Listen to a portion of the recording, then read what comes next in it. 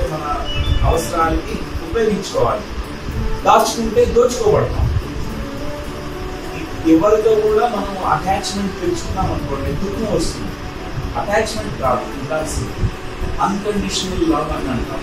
స్వచ్ఛమైన, శుద్ధమైన, షరతులు లేనటువంటి ప్రేమ. అది ఈ డిటాచ్మెంట్ వల్లనే వస్తుంది మనకి. తర్వాత ఐ అంటే ఇంటెంట్.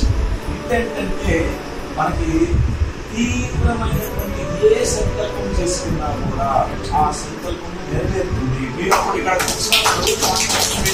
పిరమిడ్ కట్టాలి, మీరు సంకల్పం చేశారు. చూస్తే నాకు ఎంత ఆనందం ఉందో, నాకు చాలా ఆనందపడ్డాము.